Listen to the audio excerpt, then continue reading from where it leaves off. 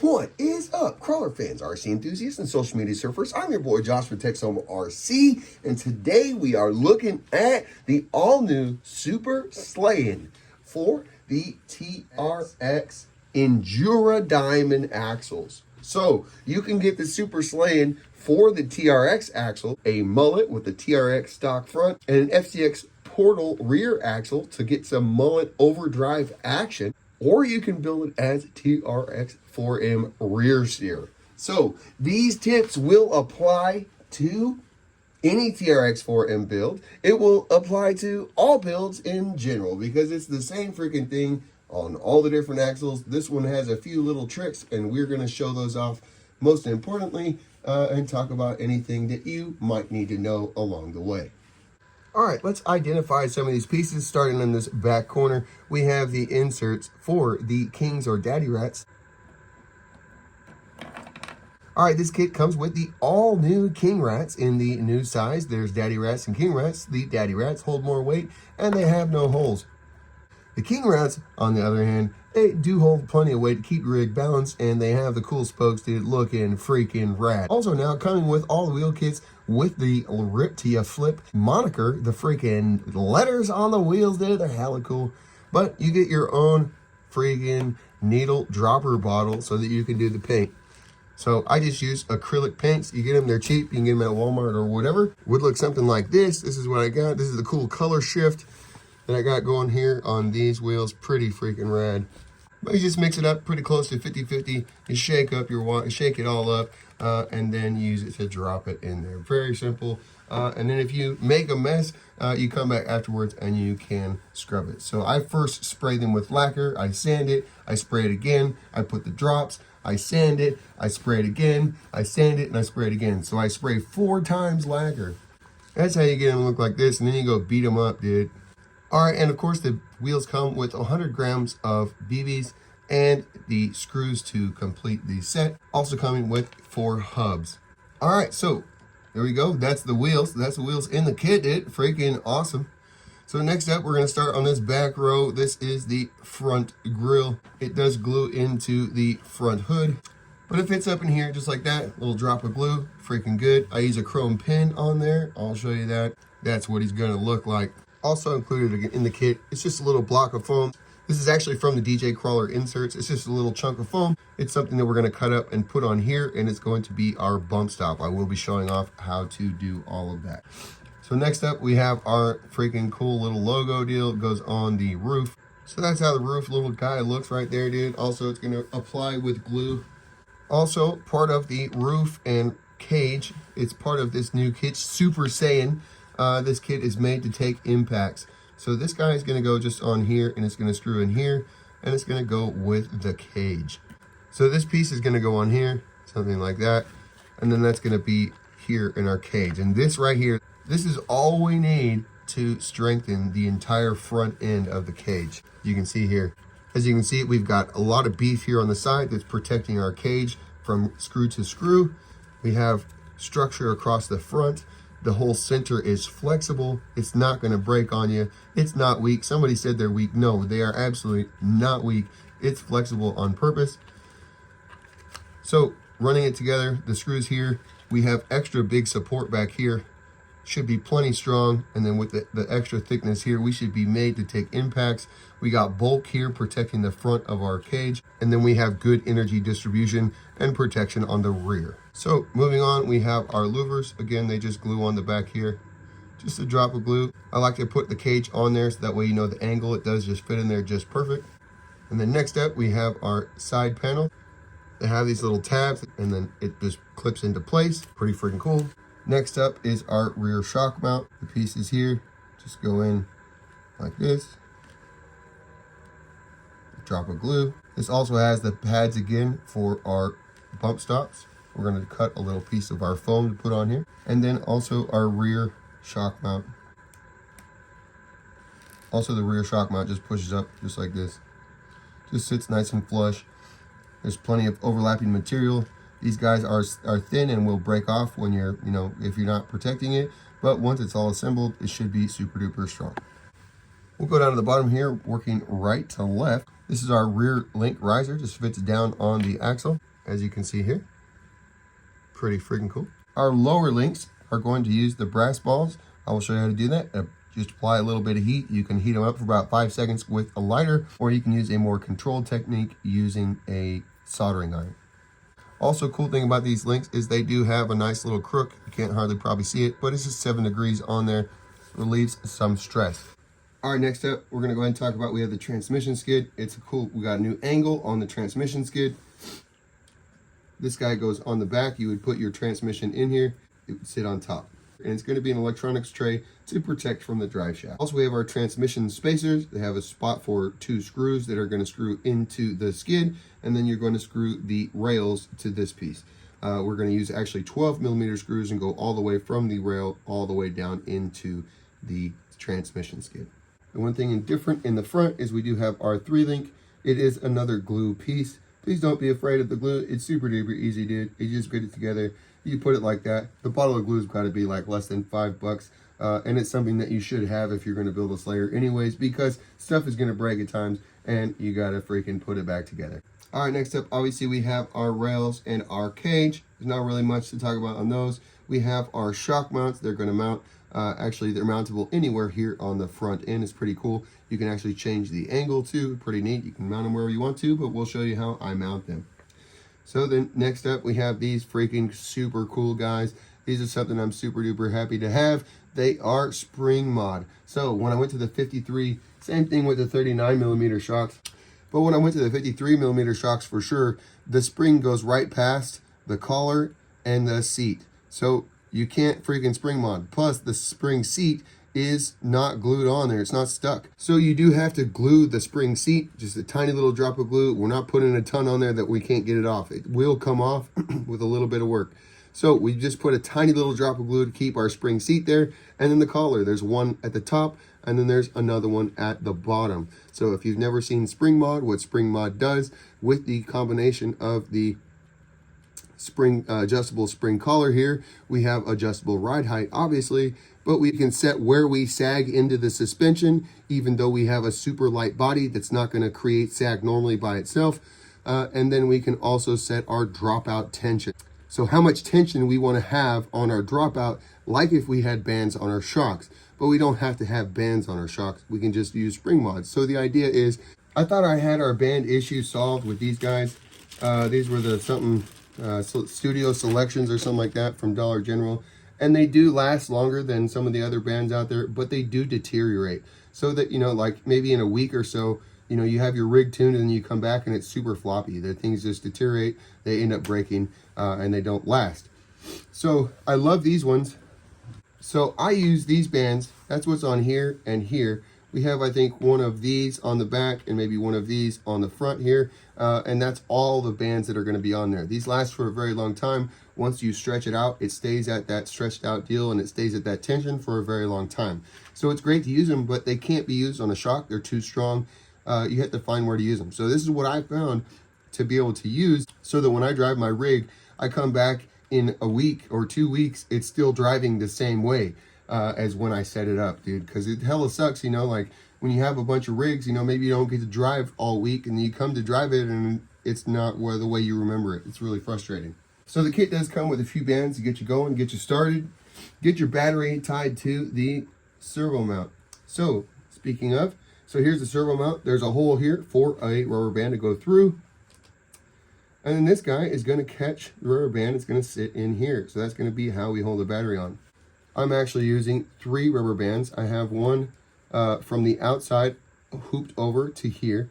And then I have 2. I have a second one that's gone down underneath. All right, here's an example of how this would go. It just loops around just like this. And then your battery would slide right through there. So there's one that wraps around down around the whole entire platform that I use. And then I use another one through the hole here. So I will show that off later. All right, for our mounting for our BOA, this is for the 3-link. It will come with 2 of these guys. These guys may break, so that's why I'm including 2 of them. Same thing with the links. The links could potentially break. I don't want it to be a bummer day. I want you to have a set of backups and then smash the replacement button. I'll get you a new set for $5. So that's a pretty good freaking deal. That's also part of why the price is so high, dude, because I do back this stuff up. I will stand behind it, dude. You break your parts, smash the button for $5 and we'll get you some new parts, dog. So you cut these spacers off, and this guy's gonna screw in here using M1.4 by 6mm screws. These guys are your spacers that go on the front for your servo. All right, and then finally we have our axle clocker chicken chuckers. So these just go on the end of the axle. I will show how to install them. They just go on the end of the axle. They're just going to give us a new spot to put the C-hub. I guess now finally, here's the last piece. The steering link comes with a 2.5 brass bushing that's going to go in one side, and that's the side that's going to go into the steering link. Kit also comes with 1.4 screws. These screws are from MOFO, guys. These are not crappy screws. This is a 1.4 screw kit for the chassis.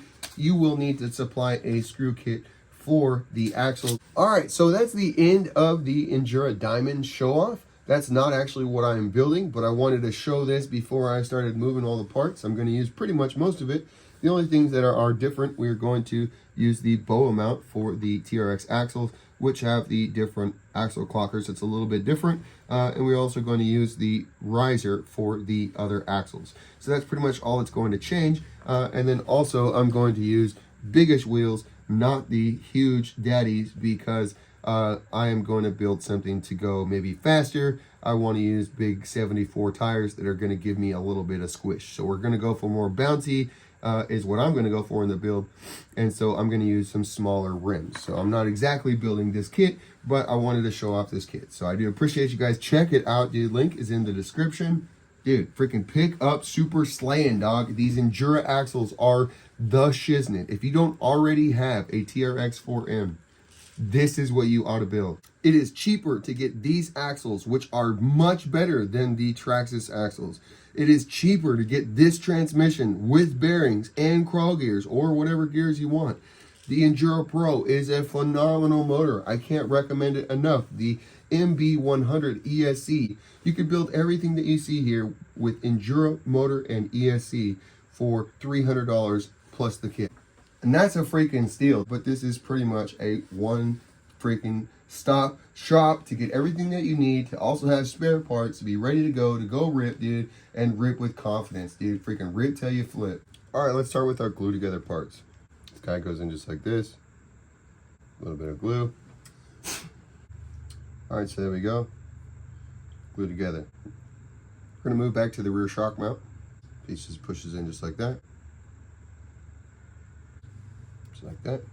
This piece has a small notch. The notch goes to the front. The circles go toward the inside. All right, so that's what this part would look like, fully glued together.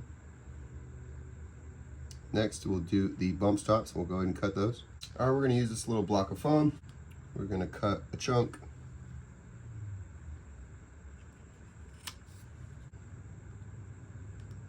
All right, now the more tapered your block is, the less resistance that it will have when it first begins to touch. Normally on a rock crawler, I would bring this almost down to a point on the front one, but I want this to be more resistance on this rig. It's gonna, again, I'm setting this up to run more like a bouncer, so I want this to be pretty stiff, and this piece is gonna go on just like that. So I put a little bit of glue, and we're gonna put that on there, just like that. There we go, that'll be our bump stop. We're gonna go ahead and use this other chunk for the rear. I just cut a section off, and then I'm gonna do my best to cut this thing in half. Boom. All right, there we go. So there's our rear bump stops. And these bump stops, again, are huge. With what I'll send you, you'll be able to make multiple of these, and you just rip them off and you can try again. You know, the glue just, the foam just comes off. You can use a knife to clean it up and make new ones. All right, so there's our two real glued together pieces. They're not real hard. The only other thing that glues together would be this and this. We'll go ahead and do that later. But that way you see those are the two things that are kind of different and a little bit more like a model, a little different, but they'll definitely hold up. You can go back over each of the parts one more time once they're dry and make sure all of the joints are completely coated. Just go back over it, make sure that there's no air pockets, there's no places where there's no glue, and that the joint is nice and solid. All right, next thing we're gonna do is gonna go ahead and put the link balls into the links. So we're gonna pressure it from this side, we're going to have our finger on the back side, and we're just going to keep it on here. You can absolutely use a lighter and heat it up, maybe about 5 seconds. I like this way. It just feels a little bit more controlled. Doesn't get quite so hot. Either way works. This takes a little bit longer. All right, you'll feel the ball start to go. Just push it in, blow off the link so it gets cool, and just work the ball around. And that's that, dude. There you go. Pretty freaking good. It'll be the same way on all the bottom 4 links at the axle. I'm not going to show you that. One time's enough. And then we will skip to the steering link. All right, the steering link comes with these brass bushings. We're just going to use a driver to push this in here, get it started. And once it's started, we'll just use pliers to finish it up. Work it in there nice and even. We don't want to break anything. There will be a little bit of extra plastic that the brass bushing kind of pushes out because we want it in there nice and snug, super tight. You could also heat this up and we'll go in easier. But we're just going to clean this up. And then now we have a nice brass bushing that's going to fit nice and snug and help this to last a lot longer and work a lot more efficiently. Same thing goes, and there's going to be another one installed here in the upper link. All right, next up, we're going to go ahead and prepare our front axle for battle. Super slaying mode. This would be the same on the Viper, anything you're using the TRX. So we're going to cut this guy off here. Trim him up. All right, so we got to trim that guy up like that. Boom. Next thing, I'm going to sand off the front here. All right, so there's our front housing. If you get after it too much, you can go through. I think we're going to be just fine. No problemo. All right, so from here, we're going to go ahead and put on our axle clocker chicken chuckers. So if you look at it like this, this is going to be our right side. All right, before we can put on our axle clocker chicken chuckers, we're going to cut these little tabs off here for the C-hubs, because they'll be in the way. We got new ones on our chuckers, dog. It would probably be a good idea to make sure this stuff didn't fall down inside of your axle housing. All right, here we go. So our right side is going to look like this. The little holes in the back. We got 2 holes in the back. This is going to push on here just like this. Bam. Till it flushes up. Put on the other side. All right, so there is our axle with chuckers installed. Chicken chuckers, dog. Axle clockers. Okay, we're going to set that to the side for now. Next up is our boa mount. This guy just pushes in here like this. All right, so we got a little bracket here cleaned up. This guy goes on the back here. We're going to attach it to M1.4 by 6. All right, so that's what our boa mount should look like. It should use an M2 by 16 across the front and the 1.4 by 6 or even 8 into the boa mount holding on the rear bracket for the 3-link. So we're going to take this guy and we're just going to stick him right up on top of here like this. We're going to stick him right down in here like this. Push him in. Push it in here. We need an M2.5 by 20. All right, so we're attached to the axle. The next thing we're going to do is attach our clockers to the boa using M2 by 6. All right, and that's what he should look like. Pretty simple, dog. Next, we're going to do the links to the axle. All right, so we got our front links installed. So I know that on these, we're using 2.5 link balls and we just used M2 screws. So that was actually one of the reasons why I debated on, holding off and whatever. I still haven't accessed this drawing. It's still, something that I can't access. But the parts work great and they don't actually end up developing any slop that I've noticed. So we're going to go ahead and run it for now. So, but anyways, that's an M2 by 16 screw that hold the links onto the axle. All right, next up on the front axle, we're going to attach our C-hubs using 4 M2 by 12 screws. And these screws are going to go into our new holes that are right next to the axle.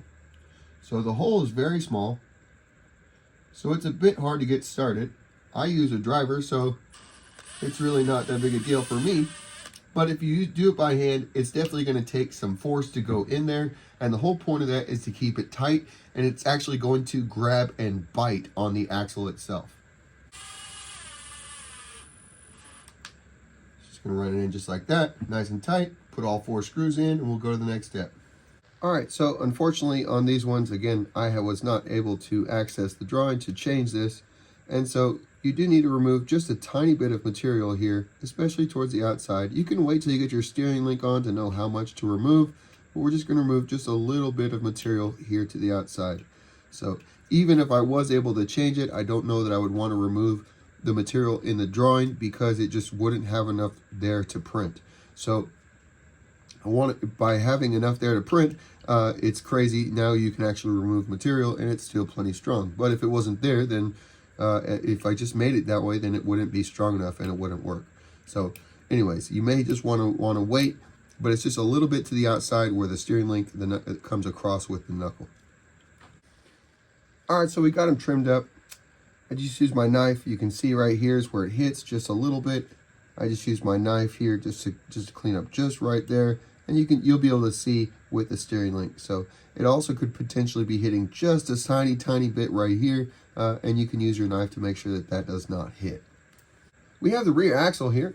So we have the links mounted to the outside, M2.5 screw in and through the leg of the rear link riser, another M2.5 by 16 holding the riser to the top of the axle. From here, we'll use 1.4 millimeter screws for the link riser and all of the links at the skid and chassis side. All right, so whenever we're attaching the link to the chassis or to the rear link riser, we're going to go ahead and run this screw through the link ball, and then we're going to go ahead and run it into our part.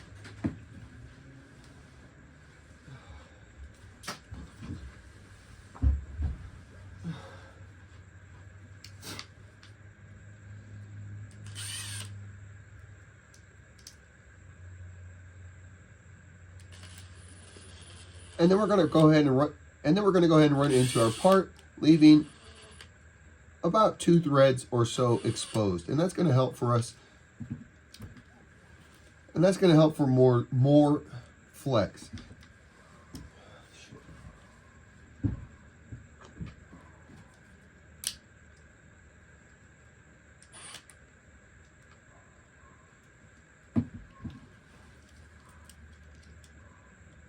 Leaving 2 or 3 threads exposed whenever you're attaching the link ball to the chassis or to the riser, or trying to get it centered in the skid the best that you can is going to allow for the most flex.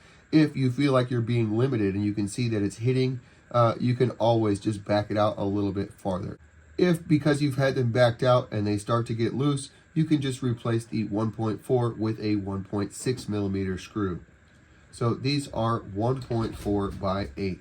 All right, next up, we're going to go ahead and attach the links to the skid. I like to use M1.4 by 12. You can get away with M1.4 by 10, but I prefer the 12. It's just going to get down into the skid and make sure that it's not going to pull out at all. All right, so when you're putting in your links, there is a bit of a trick. If you look, there's a bit of like a notch in there, and you can keep it pressed in. And so long as your link ball is centered, you should be able to just press it in there and run your screw. Definitely check to make sure you don't miss your link ball. You don't want to go through the side of it or something like that.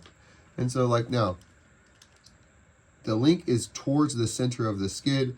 I'm going to continue to tension the screw just a little bit, and that link is now centered. I'm going to back off tension just a little bit, and we're good to freaking go. Hell yeah. All right, that's where we are so far. That's how the skid should go. The post should slant forward to the front. Obviously, it should be angled upwards. The taller one, again, to the front. We have the kind of straight part here on the rear upper link that goes towards the chassis, while the humped and round part goes towards the rear link riser. We have the flat side of the rear lower links. The flat side is going to the outside. The 3-dimensional side is to the inside. I think we're ready to go to the next step. Screws, by the way, are M1.3, meaning they use a 1.3, not an 050 driver. All right, so that's how the trans spacers attach to the transmission. I used 1.4 millimeter by 10 in the rear and 1.4 millimeter by 8 in the front. Very cool. All right, there's our rails to our transpacer. To our trans skid, we used 1.4 by 12 millimeter screws, reaching all the way down in there. All right, using a fancy chrome pin, let's go ahead and chrome up our grill here. And you may not have one. You could use silver, maybe. Paint. It is really easy with its rays. It's really easy to do. This thing obviously does not do fine details, so the only thing you got to kind of be worried about is not going too far. Pretty much simple, dude. But there you go. There you have it. The freaking Slayer comes alive. Hell yeah. Really, it should say Slayin'. But there you go. Freaking Slayer. Alright, so there is our rear shock mount installed. I used 4 1.4 millimeter by 5. They go in the holes 1 through 3. So I just used the first and third hole on the rail here from the transmission back. It does have 3 screws. You can use 3 screws. I don't know that it's going to make a difference. Also, it is a bit of a stretch. This is the beginning of our contortioning and taking flat pieces and turning them into something more three-dimensional. So it is a bit of a stretch, maybe like a 1/4 of an inch that you do pull the rails in. That is supposed to be that way. All right, so we got our front hood on here using 1.4 by 5. And we're using a 1.4 by 10 through the cage and through this little piece here. This little piece goes to the cage the same way the cage is printed, so that the table side, the bumpy side, will face the same way as the cage is facing. So, should make sense. Alright, next, we're going to attach the rest of the cage. There's a cool little clippy deal here where the rear leg clips down into. That will be held in by the screw coming from the link on the inside. We'll attach this one into its cool little spot here in the front. So that attaches just like that right there. Using another 1.4 by 5 going into the 5th hole across the top here. Just to show you, I would run these 2 pieces like this. I would run the screw all the way in to those snug up. Run my screw back out till about right there, and then we'll go ahead and run it into the chassis.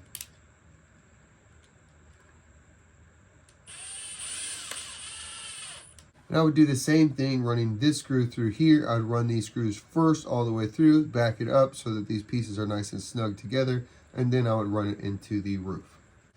Alright, so these holes in the cage especially are very small. Some of the other ones are small as well on purpose. So they may be very hard to start by hand. So something you could do is to get an awl or something like this and just to put it at the hole and poke it through. And that's going to give you enough to start your screw and it'll go much easier. Alright, so if you can see that, it's kind of like the 5th hole, but it's also kind of like the 4th hole if it's just the top. There's 1 hole here at the point. And then from there, it's the 4th hole. You're going to count, if you count that hole, there'll be 1, and then there's 2, 3, 4, 5. That's where it attaches. And again, we're going to leave this and attach we're not going to put a screw in the rear leg here. It's going to attach with the link. The roof is going to be attached with 1.4 by 5s in the 2 rear holes, and then 1.4 by 10 in the front. All right, we're going to go ahead and glue up our top logo here. Bestest that we can. Just going to put a little drop here in the center. We're just going to be centered as best as we can here. And I just like to start at the center to make sure that it doesn't move. I'm going to go ahead and tack this side down here just a little bit. Just to make sure it's touching on the glue. It might take a minute. It's kind of cold right now, so it might take just a minute for it to start to grab.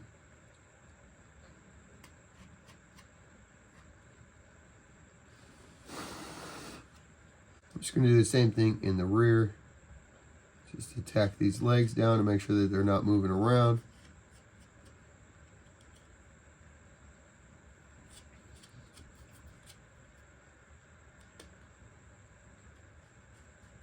All right, now I'm just going to go around it. Just a tiny bit of glue all the way around.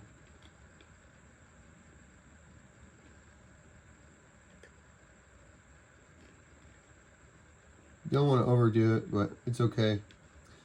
The glue actually helps to strengthen the roof.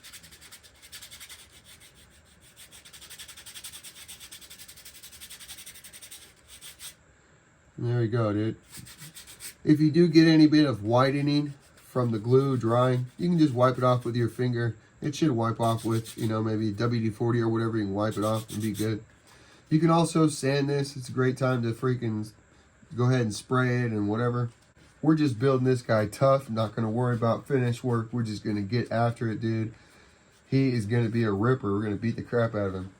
All right, if you can see here, our roof doesn't fit. Again, this is on purpose. We're taking flat pieces and we're turning it into something else. So we're going to start here just on this front side. We're going to put our 10mm screw into the front. We're going to get that nice and tight. I'm going to go over here on the other side. Go ahead and tighten this guy down. And then we're just going to walk back.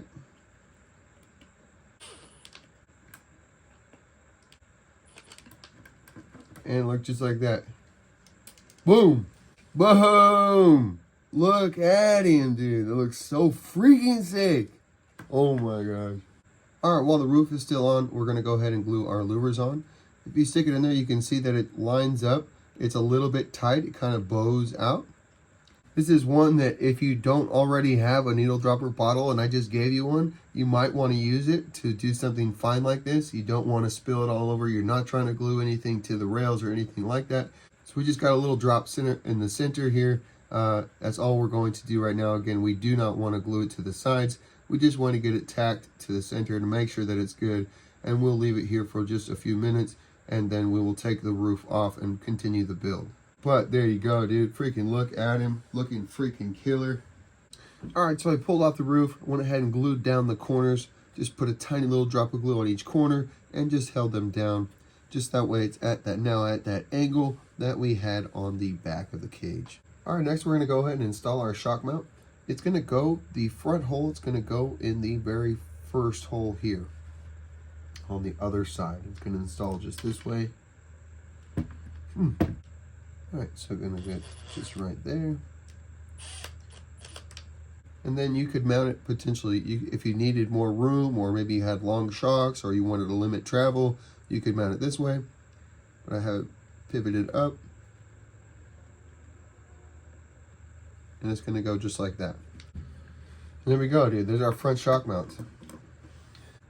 Alright, we got two little baby bumps. We need to cut them apart. Alright, here we go. We're gonna install the rear links using a 1.4 by 10. Go into the link, into our baby bump. And with the baby bump, we can go in all the way. It's going to allow us to flex. And then this guy goes right here on the rear cage. There you go. That's the rear link. I'll do the other one off camera. I just wanted to make sure that it was clear that the bump side is towards the link and the flat side is towards the chassis. You can actually glue these deals to the chassis. I forgot to do that earlier. I never made them before. Well, I did use them on the last one. I made them for the last one, but I've never built one from the beginning. So, there you go. That's how the rear links are going to sit. See how high the rear end is? But look at, we have all of that without even springs, you know, so it would go down and sit way down if we wanted it to, but we want a lot of absorption. I plan on really smashing this thing into rocks, and so we want a lot of help before we bottom out. All right, this is the 3-link. This is our last glue piece of the chassis, as far as that goes anyway. I have one more special trick, a glue piece. That goes on just like that. We're going to put a drop of glue. We're going to make sure that we do not glue our ball in place. All right, once you got your 3-link glued up, we're going to go ahead and break the link ball free. Just going to stick a dental pick or awl, something through the hole, and then gently break the link ball free. So definitely want to protect the deal and don't just go tweaking on it. But once you have something through there, you can even fit your 1.4 driver through there, 050, hopefully. All right, for the 3-link, it's going to attach to the hole directly below the leg of the cage. And it is a little bit short. It's meant to stay a millimeter or so, 2 millimeters away from the end. It does not have to suck all the way out. You definitely want the space because it definitely needs to swing. So I hope that you guys can see that there's just a little bit of space between the link and the chassis. This is going to be stiff. It will loosen up. All of the suspension should feel nice and tight right now. It will loosen up. Look at that though. Freaking A. Just to say it again, these back here, you know, the link balls, with the brass link balls, they're okay and they can be sucked tight. But these link balls here cannot be sucked tight. They need a little bit of space to be able to move freely. If you can just look, if they're hitting, you can feel it. And also, you know, to feel it, if that's where you're stopping your articulation. All right, so curveball. I made this piece a lot heavier duty than I would normally make for a rock bouncer. And so I actually changed it and put it on the link down here. And now so that it hits and we have a lot more firm, you know, support. Again, just thinking of this thing going to be hitting in the front and running in hard into rocks. And I don't want it to be smashing down hard. It could potentially break the link, you know, and so we don't want to do that. So if you were running a brushed motor, it may hit that. We'll see. I think an Injora Pro 3S with stock gears is going to be the freaking beans on this. I just don't have another one. And I'm certainly not taking it out of this bad boy. Should be good. I think I did my calculations correctly. Hopefully. Alright, so check this out. This is amazing. These shocks are so freaking good. I am so stoked on this spring mod. So here's the little C-clips. They come on a tree. I've already cut them apart. I've already installed them on 3 shocks. But they come as a C just like this. And you just cut them with your flat cutters or a knife off the tree.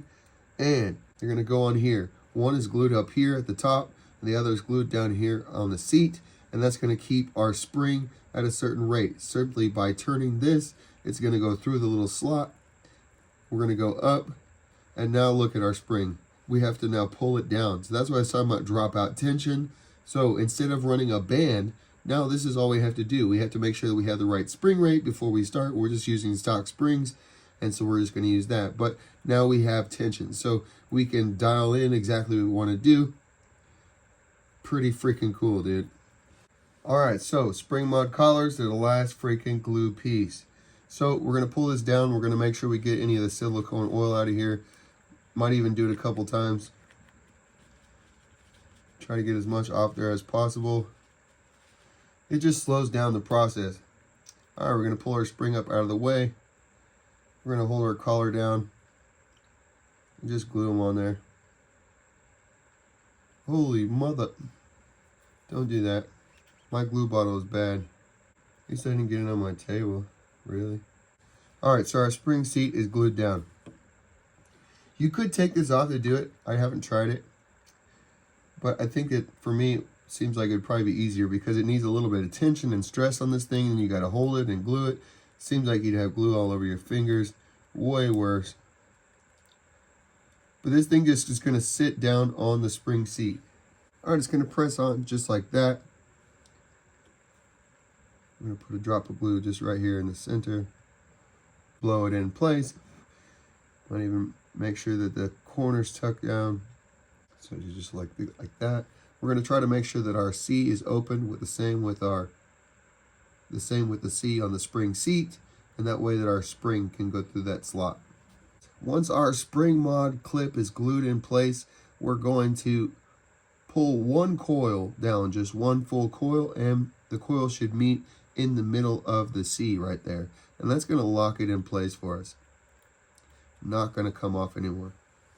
Alright, next we're going to put the C-clip on the body of the shock. Right about center of the body. Again, just a drop of glue, blow it into place. Don't make the mistake of letting the spring glow. Don't make the mistake of letting the spring go before you let the glue dry. I just did on accident, didn't mean to let it go, but it slipped and pew, and shot it up there. Wasn't quite dry. Dadgummit. All right, so now we're looking like this, and now we just rotate this over to right about there. You can see that's the end of the spring. Lift it up right there, past the edge of the clip, and we can begin to rotate. And once it's up, we can put as many coils as we want, and as much, and that's going to, again, completely give us control of our suspension and what we want it to do, and we have no need for rubber bands on the shocks. All right, so the rear shocks attached to the rear links with M2.5 by 10 millimeter screws, and then into the top here with an M2.5 by 20. Only problem is with these collars on these shocks here, they're kind of hitting as they come across. So I'm going to take it off and I'm going to trim up just on the bottom, just a little bit, enough for these collars, or really the spring seat, to clear. All right, there we go. Then we have our rear end. Seems to be working quite well. We have an M2.5 by 20 with a nut on the end. Freaking A. Here we go, dude. Let's go ahead and get the front ones on. All right, so unfortunately, we need to remove a little bit of material here for these shocks here to clear. So you could turn it over and you would not have that problem. But I want to run it upside down, and but these lower links were made for the Injora axles and made to run much wider, and so they would be run on the inside. So I do not want to make another set of these. I do like these, even with the modification. I still like these much better than the way that they were. They're way beefier. So I do apologize that you do have to modify it. It's just a tiny little notch that we need to put in there for the top of the shock here. All right, so that's what we're looking for. Just a slight little notch for the shock to clear. All right, we got our front shocks mounted using M2.5 by 10 front and bottom into the links. We got our little notches cut just for the top of the shock body here. Freaking killer, dude. Working amazing. All right, the last thing we need for our suspension, we're going to need one large band. This has been stretched out already. And then one medium band. Medium band is going to go in the rear. We should have had it on already.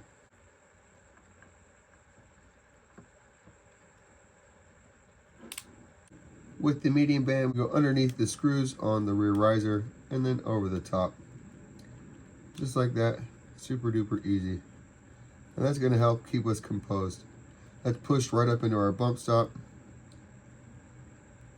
Freaking awesome.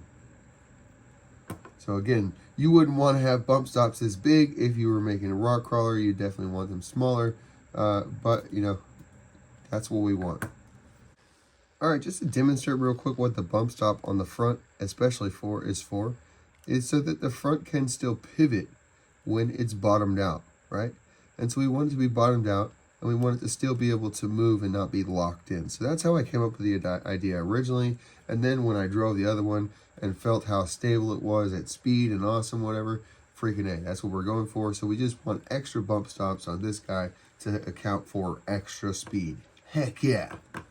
All right, next up, we're going to mount our tires. Before we do that, I wanted to show off a trick. Here is your precision bottle dropper. And we're going to go just like this and tip it over. Stick it down in here. Start to flood the letter. Draw it back. And it'll be enough.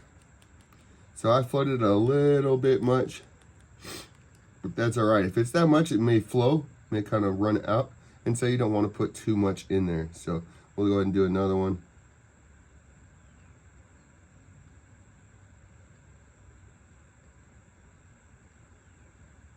Oops. If you miss like that, no big deal, just leave it alone. You come back at the end with sandpaper, and then you can also get it with your knife. So we got a little bit sloppy there. It's really no problem at all. Again, you're just gonna let that dry, come back, sandpaper. Normally I would have sprayed this with lacquer twice. So you spray it, I sand it, I file the back and make sure that the back is smooth. Then I spray it again, let it dry, then I do the letters, then I sand it, and then I spray it 2 more times. That's how I do the wheels. When I do them, make them looking shiny. It does take a fair amount of time, but I do quite enjoy it. All right, so we're using these DJ Crawler monsters, dude, these 7-4s. And so what I'm going to do is I'm going to stick the foam in here.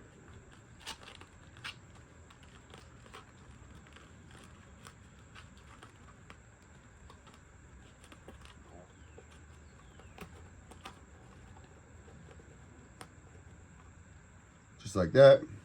And we're going to take our insert and stick it in here.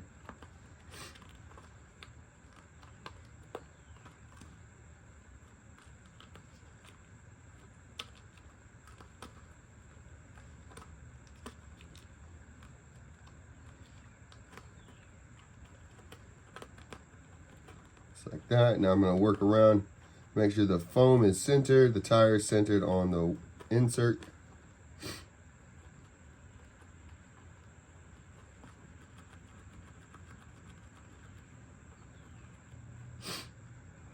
All right, here we go, starting to mount these tires. We're going to make sure the tire is centered on the insert. We're going to make sure the outside of the wheel is centered on the tire and the insert, and we're going to press it in. Now with these tires, we have not a whole lot of room to get in here, but that's okay. So we're just going to dump these guys in here like this. We got 10 grams of BBs weighed out. These will be the rears.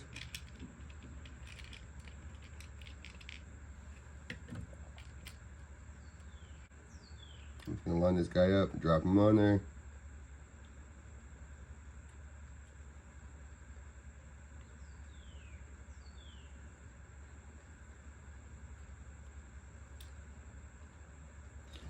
And we're going to run these guys deep side out. And we're just going to finish this thing into the hub. So as you work around in threes, or you can go opposites. Helps to work the tire evenly. Don't over torque these, they will begin to deform the plastic. There you go, there's a rattler. Freaking check him out. All right, so check it out, dude. We got the wheels mounted. We have the transmission in here with the 2 front screws. Just used M2x8.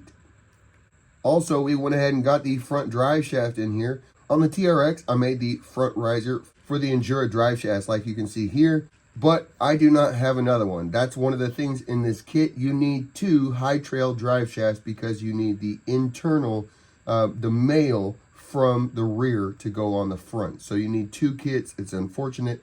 Or you can do like this. I'm going to include both clips. This is the riser from the Injora Diamond Boa. And so it definitely clears the front axle, or it definitely clears the front drive shaft now. And so I'm going to include both of these in the kit. The reason that I wouldn't just run this one is because it's going to raise up the front, it's going to raise up the 3-link even more, which is going to keep our front end even higher. So if you're really trying to go for a performance crawler, you definitely would want to use the shortest one possible and get that front end down as far as you can. All right, next we're going to install the electronics tray to sit right on the back of the transmission. All right, so that installs just like that, just a little something to keep us off the drive shaft.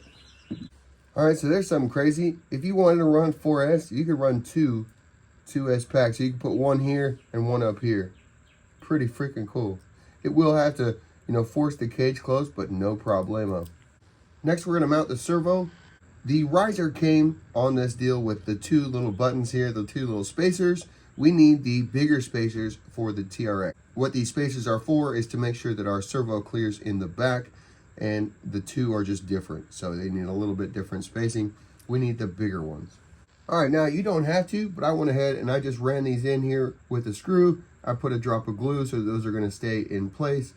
Give it just a second to dry. I'll pull the screw out and then we can put the servo in. All right, so I'm going to be running a Lizard Pro, but as you can see, this is the MB100. I cannot recommend this ESC enough. You no longer have to decase it. You may have to worry about the wires coming out here or whatever, and when I deal with that, I'll show little tricks or whatever if I have to come up with that. But I do not have one that's decased, that's not decased right now, so I'm not going to worry about that, but I will show you that later. All right, we got our electronics stuffed in there. I'm not going to worry too much about getting everything looking pretty because I'm likely going to swap everything out. So we're just stuffing today. But there we go, we got it. We got a Lizard Pro. We got our Lizard Pro with our turbo racing receiver. We got our lead coming out the front here. Got our servos centered. I didn't say that. Endpoints set. It's time to freaking put on the freaking roof. All right, there he is. Next up, we're gonna go ahead and stick a panel on. Anyways, panel goes on just like this. We're just gonna push it up into the back. It clicks into place just like that. Very cool. There you have it, dude. Oh my gosh, look at him, dude. Freaking A, holy smokes. Wow, bruh. Do you know how stoked I am right now?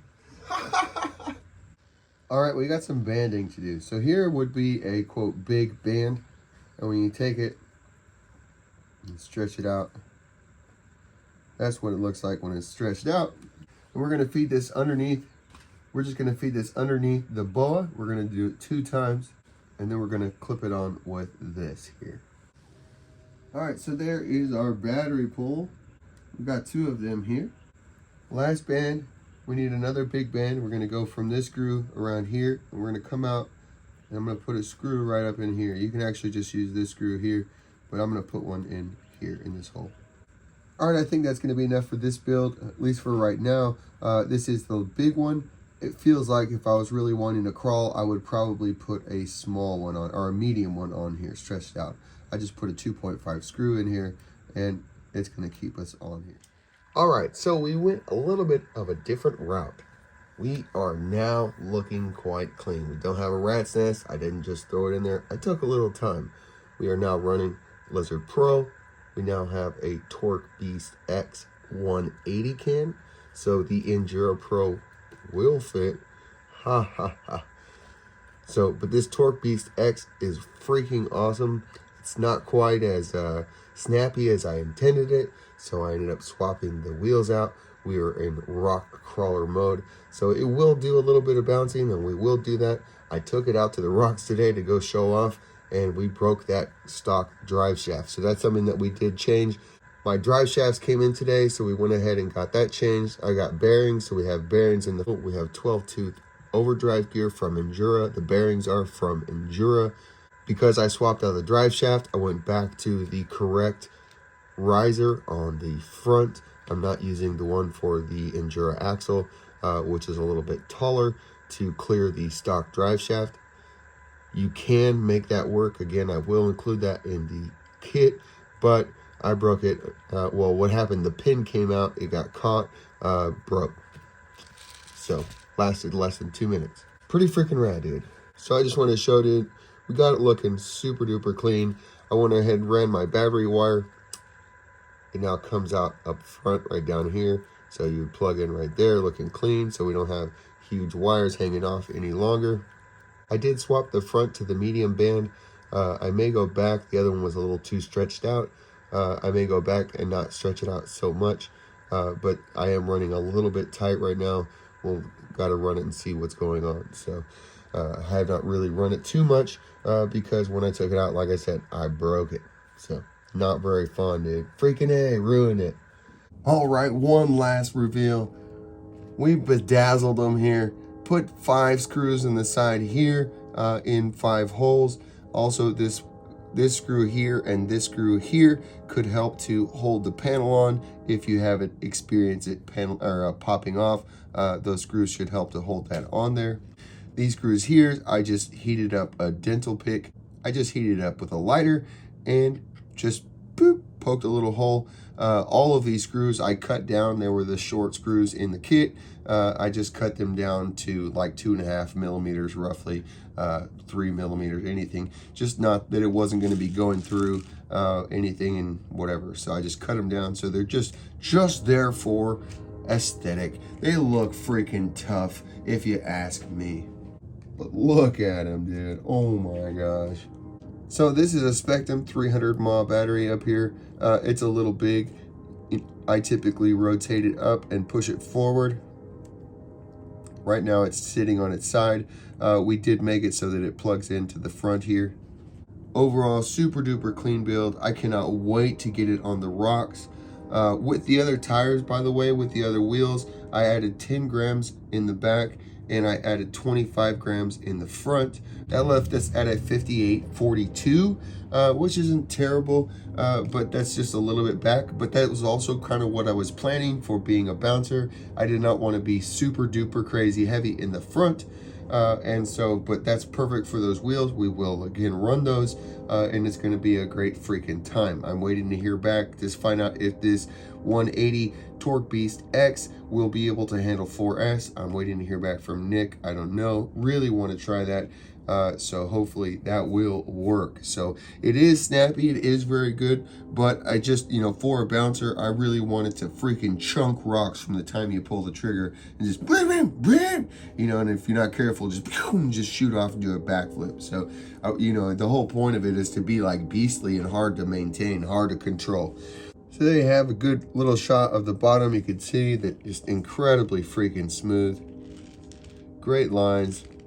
It's going to run quite a bit tighter. It's not a flex monster. You could potentially work it, but we do have stuff hitting. I want it to be what it is. I don't want it to be a flex monster because you need to drive it for what it is, and it's a totally different experience. It's not floppy. It's super controlled, and just a different experience. So I absolutely love driving this thing. I would drive this outside over an SCX24 any freaking day. I love my SCX24s. I've enjoyed the crap out of them, but oh my gosh, these are freaking rad. So I would say if you have the TRX axles, this is a great way to go. This rig is going to be freaking phenomenal. If you do not have the axles already, this is going to be the way to go, because this is actually a cheaper build than this is, because the axles are $60. Then you have to buy bearings. You have to buy the overdrive gears. So right there, I think the bearings were like roughly $14. The overdrive and underdrive gears are $24. So that would be $38 on top of your $60. These are +4. They have more steering. They're already overdriven. You only have to buy one gear for $14 to buy your underdrive gear in the rear. I really like this steering link, how it is up here. I don't seem to have a lot of problem in the front, but I do seem to catch the rear axle a little bit, so I will probably be making a rear diff skid for the rear of this axle most likely. There's no problem on the way that this is. You could also round the corners off of this guy here. But the front of this thing is like a freaking diff skid already. So I think that that's one of the things that I do like the plastic axles quite a bit. And you could also set it up a little bit narrower than I am setting it up. It will clear. It will clear. You can't go too narrow because we're going to hit into our servo. So if you're running a smaller tire or whatever, you know, you could maybe get away with that a little bit. But we could obviously flip our rear wheels. We are deep side out on our wheels. Look at them. Oh my gosh, dude. But we are deep side out. We definitely could go in, and we're going to lose 4 millimeters basically per side if we did that. That's one thing. We do have less scrub on our diamond axles here because the wheels are flipped deep side in. So not a ton of scrub, but you know, definitely if you're into that type of thing, you know, it does make a difference. So as you can see, the Injora axles are +4, and that's basically what these wheels are. So by flipping the wheels, we are exactly the same width. We're just going to have a little bit more wheel scrub on the TRX axles. So overall, they're set up exactly the freaking same. All right, man, so that's going to do it. Sorry there's no runtime on this video. We will be running tomorrow. I will be putting out run video as soon as possible. Maybe even before this. We'll see how long this takes me to edit. So I sure do appreciate y'all. If you have any questions, as always, freaking hit me up, dude. And that's going to do it, folks. Rip till you flip.